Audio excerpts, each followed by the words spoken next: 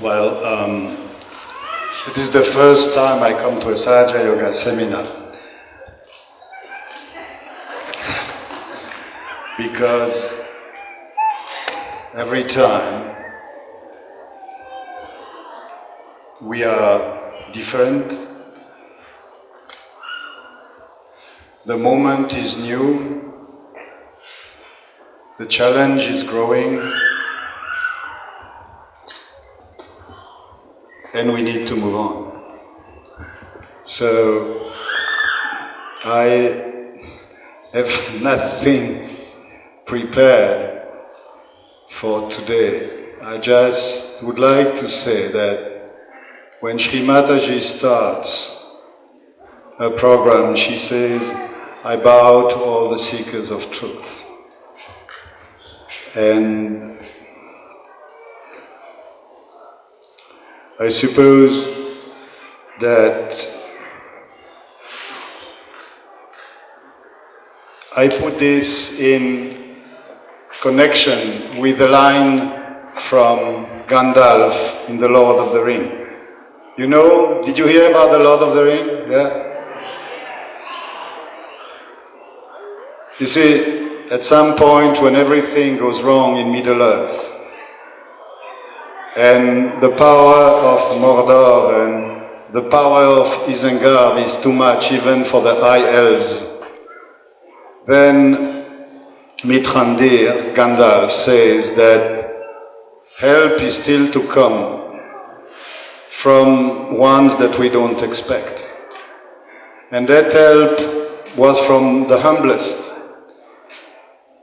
of all the creatures of Middle-earth, not the warriors, not the wizards, not the elves, the firstborn, but these little halflings.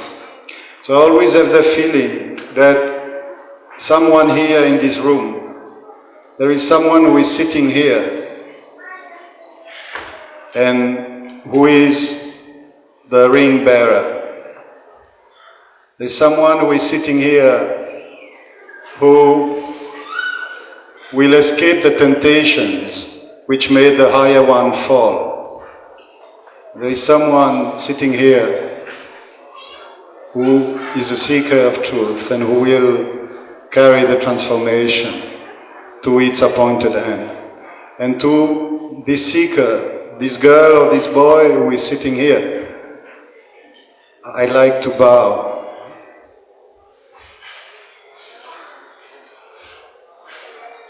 I like to bow because we need help.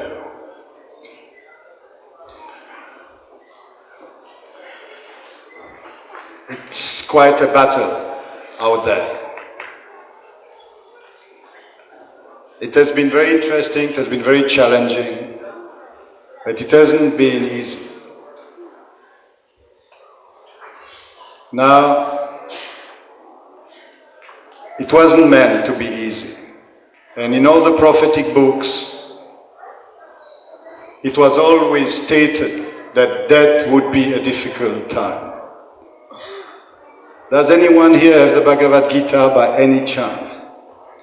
Those of you who meet and meditate for peace at the same time and the same hour,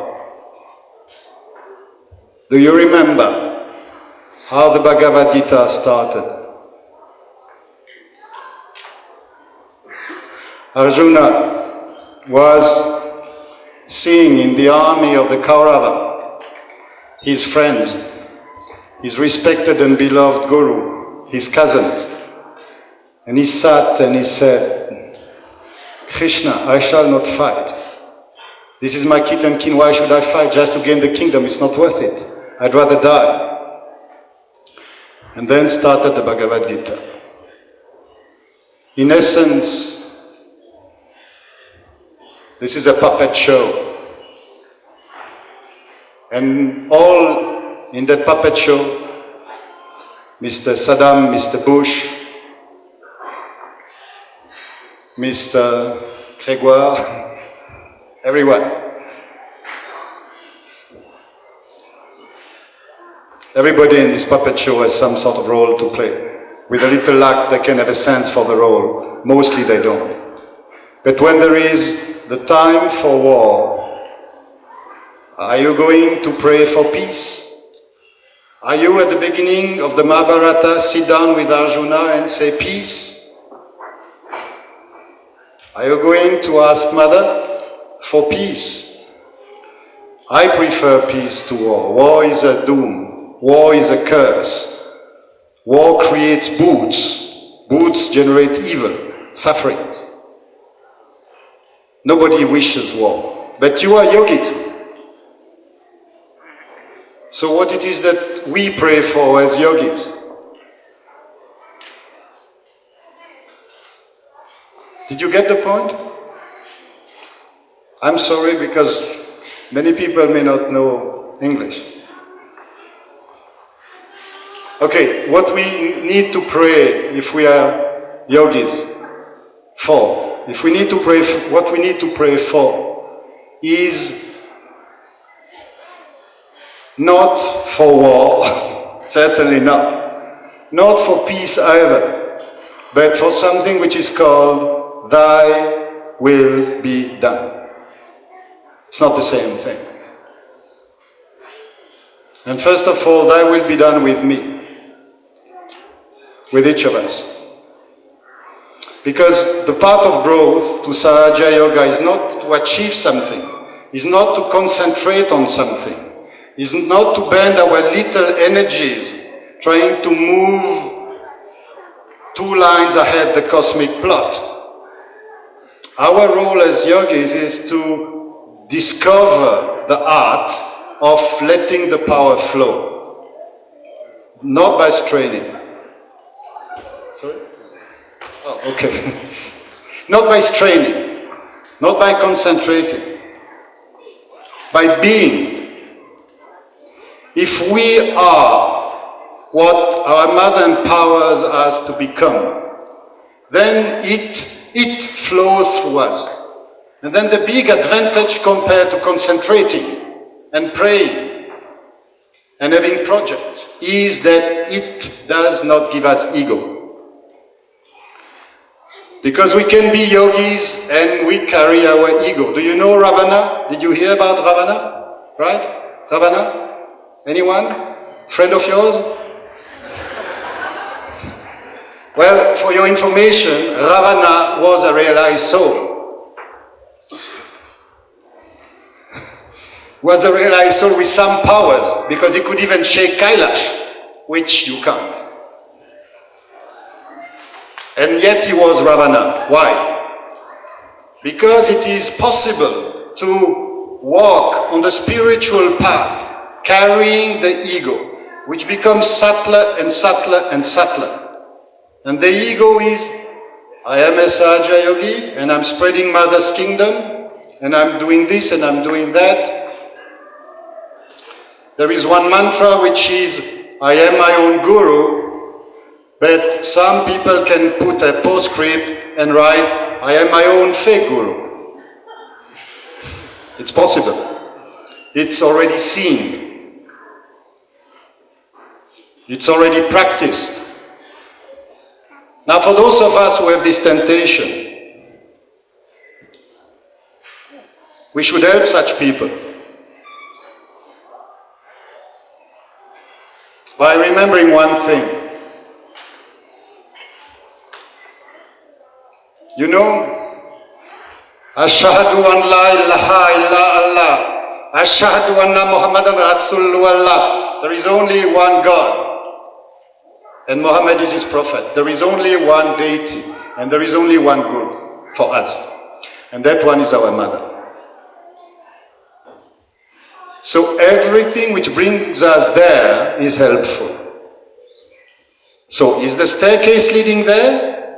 Or is the staircase getting you glued to a step, attached to somebody?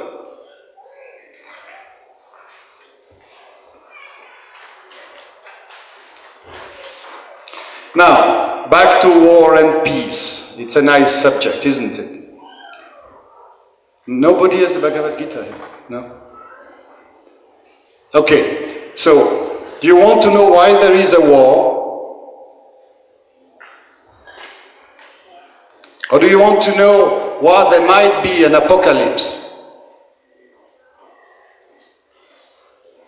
If you do, buy the Bhagavad-Gita. I would have spared you the expense if you would have it here. And read the verse 9-11 of the Bhagavad-Gita. Alright? All clear? 9-11, you know what 9-11 is? Okay? Now, if someone has the Gita here, I'll read it for you. If there is no Gita here, you'll have to back home and read it. That leads to the next point. You'll see, it's interesting.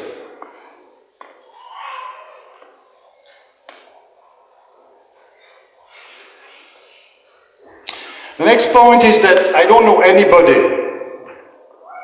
who understands Sahaja Yoga. I don't know anybody who understands who Sri Mataji is. I don't claim to understand either of that. I don't claim to understand Sahaja Yoga nor to understand Sri Mataji. But I see much more clearly now than 30 years ago when I came in Sahaja Yoga. And from that clarity, I can only ask you to hang on. Because you are part, we are part of something which is going to change the face of history. And even though people would like to put us in a mental hospital for stating it, the truth is that it is so. Sahaja Yoga is growing. It doesn't depend on you, it doesn't depend on me. Any one of you can step out at any time. No one is indispensable, but it is growing. It is maybe not growing in the area where you live. It is growing in so many different ways. And again, I bow to that unknown boy or girl. I bow to those who will carry this. Because all of us have a role to play and many of you have still to play yours.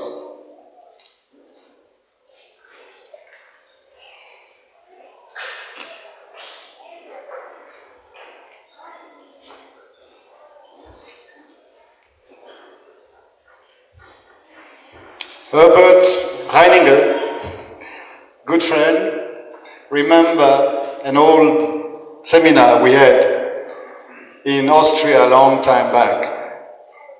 I tend to be a bit sentimental when I'm among Austrians.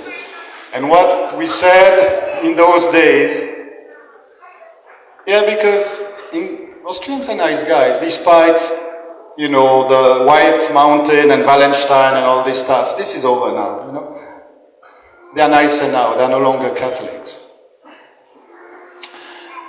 And one thing that we said then was, there are two realities. There is she and there is we. And we are the Vahana of she. The extraordinary dimension of Sahaja Yoga is not to get self-realization, because other gurus did that before. The extraordinary dimension of Sahaja Yoga is collective consciousness. This is why negativity always try to attack the making of our collective consciousness. It's going to try to disturb the relationship of friendship between yogis for many little reasons, going from Muladhara up to Sahasrara. It's going to try to prevent people to go in ashram. It's going to try to create jealousies, conflict with the leaders, little groups here, little group there. Why? Because the one thing that the devil fears is the making of the horse.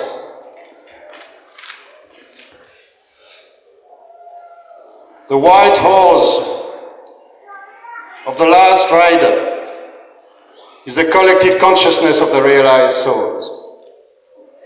If I would be the devil, I would also do the same. He's a very rational chap. Now, when we are moving towards unity, it helps to understand that none of us can put out much light by ourselves. It's like the little candle that was just blown away here. One candle only leads so much, especially in a hall like that. But if there are 100 candles, you can't say where your light and my light ends or starts, but the total light is simply more effective.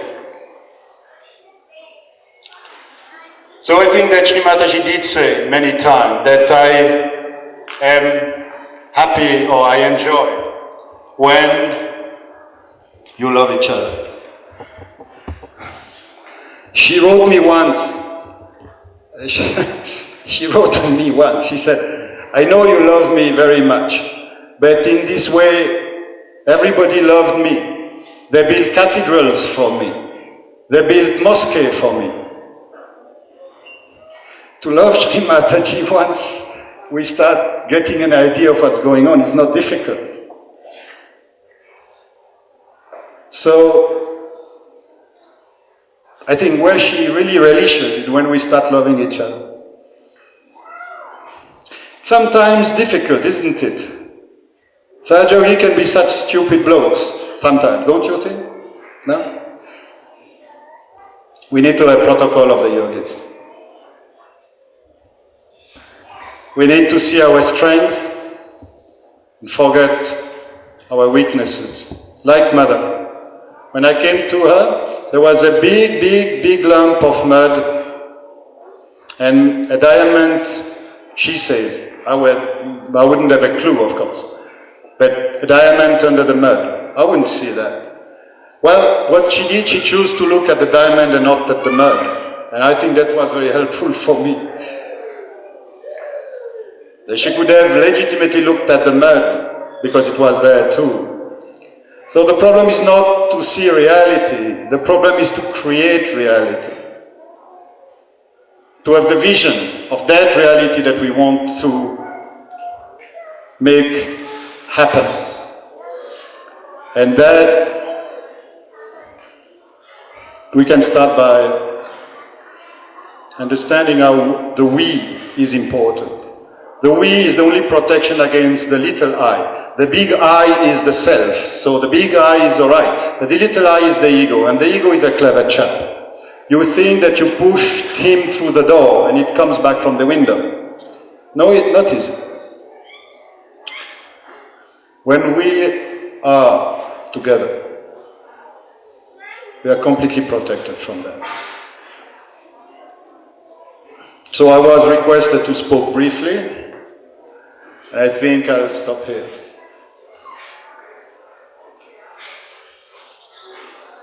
I think the idea of the organizers, a privilege that I don't share, I'm here just a guest, is to ask you to ask any question whatsoever which is not completely foolish, and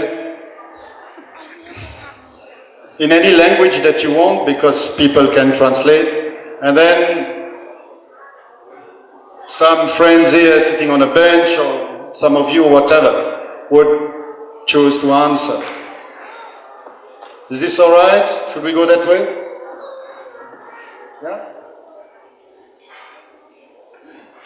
So you see, even in the United Nations, one might respect time. Okay, thank you very much.